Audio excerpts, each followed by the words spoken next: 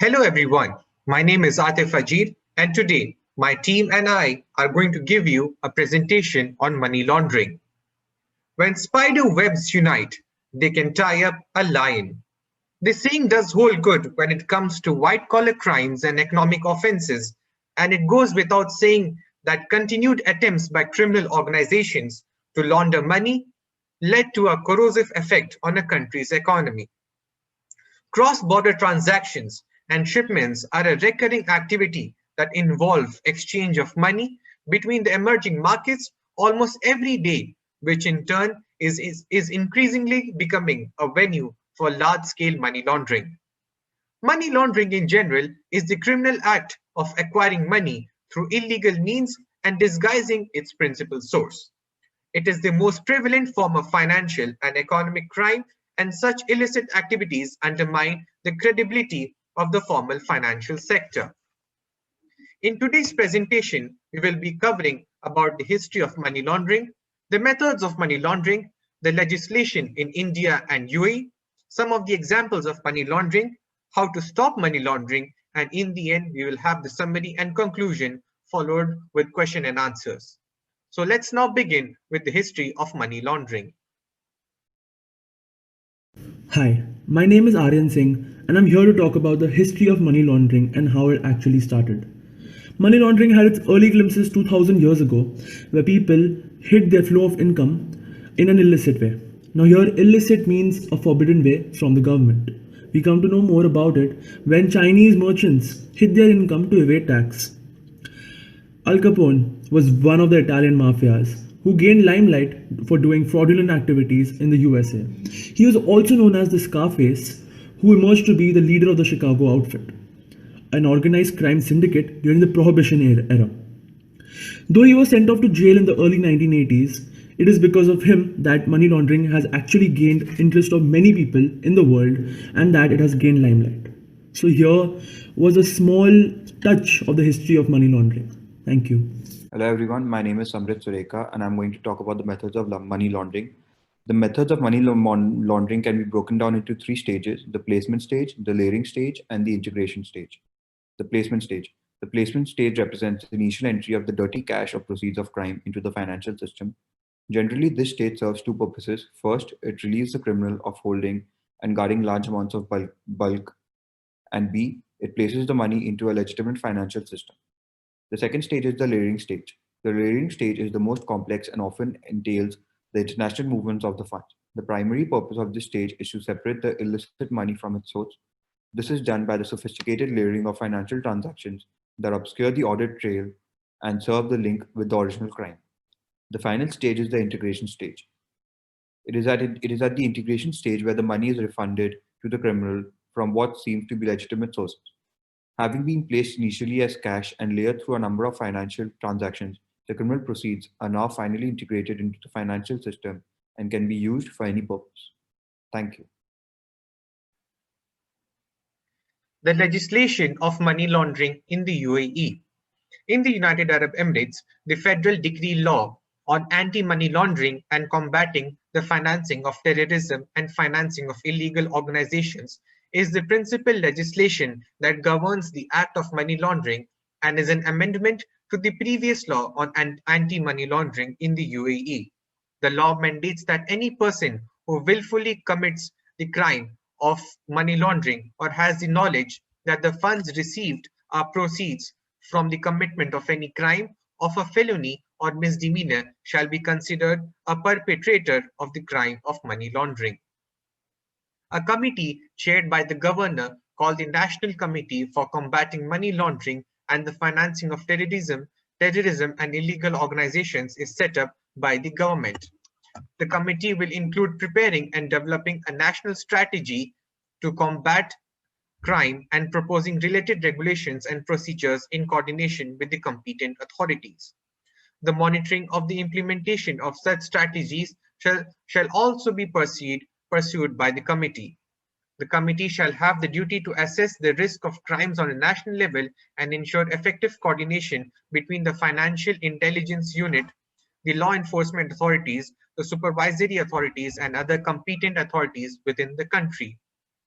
It shall also facilitate the exchange of information and coordination among these various bodies and collect statistics provided by competent authorities to assess their effective compliance with the laws and regulations on combating money laundering. It will also create awareness amongst the financial institutions in the country about the risk involved related to money laundering. The central bank has given authorization to form independent financial units to which suspicious transaction reports, information on all financial institutions and designated non-financial businesses and professionals shall be sent exclusively for consideration and analysis and referral to the competent authorities. The FIU has the authority to request financial institutions to submit any information or further documentation or reports and other information deemed necessary for FIU to perform its duties on schedule and in the form of determined by the unit. It shall establish a database to record all available information and to implement privacy and data security procedures to protect this information and to make sure that its database and its technology systems are restricted. The FIU shall also exchange information with its counterparts in other countries with respect to suspicious transaction reports or any other information to which the FIU has exclusive access to. Hello, I'm Devanshi. I'll be talking about money laundering in India. On money laundering, India has been vulnerable and combative. To stay in a nutshell, the country has been classified as a high-risk zone in terms of money laundering. Out of 152 countries, India was ranked 79th in the year 2015, and out of 149 countries, India was ranked 78th for the year 2016 by the Anti-Money Laundering Basel Index. The Prevention of Money Laundering Act 2002, or the PMLA, is an act of the Parliament of India enacted to prevent money laundering and to provide for confiscation of property derived from money laundering. The PMLA and the rules notified there came into force with effect from July 1, 2005. The Act and the rules notified thereunder impose obligation on banking companies, financial institutions, and intermediaries to verify identity of clients, maintain records, and furnish information in the prescribed form to the competent authorities formed and appointed in that regard. The procedure under the PMLA is as follows. Step 1, maintenance of records. Step 2, furnish information pertaining to such records. Step 3, verification of identity of its clients by carrying out due diligence procedures. Step 4, identification of beneficial owner in respect to the transactions undertaken with its various clients. The Reserve Bank of India is the central bank of Republic India, and in such capacity, the Reserve Bank of India also has some regulatory powers to keep a check on money laundering activities. The major powers and functions of the RBI may be analyzed in the light of Reserve Bank of India Act 1935 and in the light of the Banking Regulation Act 1949. Further, the major powers of the Reserve Bank of India under the Banking Regulation Act may be summarized as follows.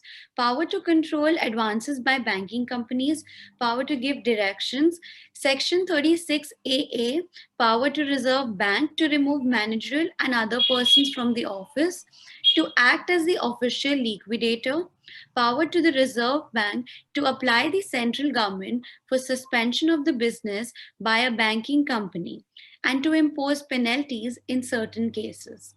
Thank you.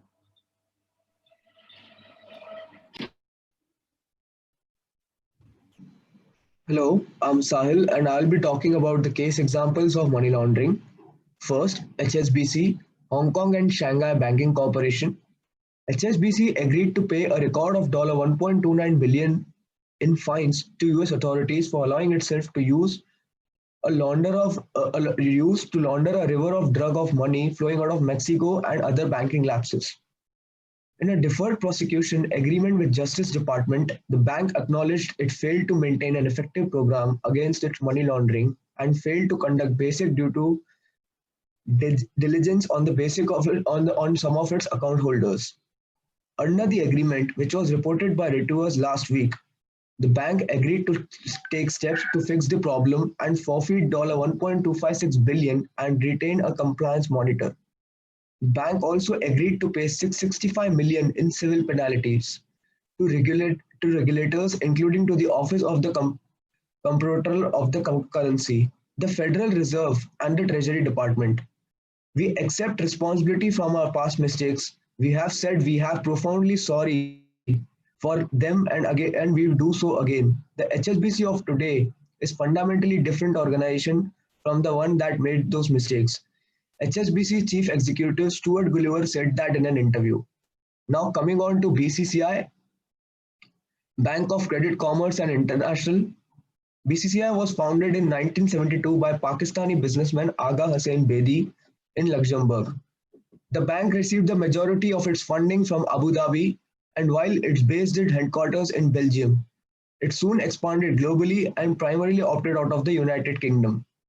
The bank grew quickly, and it didn't take long for the trouble to start, as in 1988, BCCI faced its first allegations of money laundering. The allegations turned out to be true, and it only went downhill from there. By 1990, allegations arose from an investigation by Price Warehouse that BCCI was falsifying transactions at the end of the year. It came to light that unrecorded deposits were being made at the BCCI for figures such as Saddam Hussein, Abu Nidal, Samuel Doe, and other unsavory characters. In 1991, the bank was closed by the UK Bank of England and elsewhere across the globe. A year later, the Bank of England faced massive backlash for failing to act sooner. Although BCCI had been liquidated and was no longer running, it still owed over $10 billion to creditors. Liquidators then sued the Bank of England, alleging that they had been reckless in their regulation of BCCI and should have seen the warning signs sooner. Unfortunately, there was no resolution. The case against the Bank of England was dropped. BCCI no longer existed, and liquidators claim that 75% of the money is still owed to the creditors. 75% of the money has been owed to the creditors and has been paid. Case was closed. Hi, I'm Vishwas. I'm going to talk about how to stop money laundering. First, improve search with technology. It's increasingly difficult to separate serious potential threats from the many false turning up in searches. Using technology such as AI to conduct constant searches can reduce some burden for officials. Have regular cross communication. Government runs a quarterly roundtable with local law enforcement and area bank to discuss trends in the system. By having regular meetings with banks and money law enforcement can keep each other together and help create a united front against money launderers. The continuous fight to combat money laundering, all financial institutions from large banks to small credit unions need to be on the lookout of money launderers. Structured training is essential.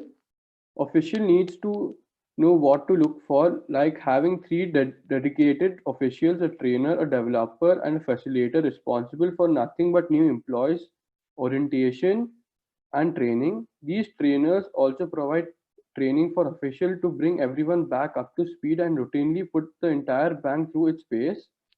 Training front-end staff to look for suspicious actions is critical. They are your first-line observers. In the summary and conclusion, we learned that the estimated amount of money laundered globally in 1 year is 2 to 5% of global GDP, or 800 billion to 2 trillion in current US dollars. The advancement of technology has further added to the cause of money laundering by reducing its chances of detection to minimum. Despite an established control processes for prevention of money launderers manage to adapt and find a way past such control processes. There is a need for constant adaptation and significant change in method and approach to combat money laundering. Well, that's all from our side. I hope you enjoyed the presentation and found it informative. Thank you very much.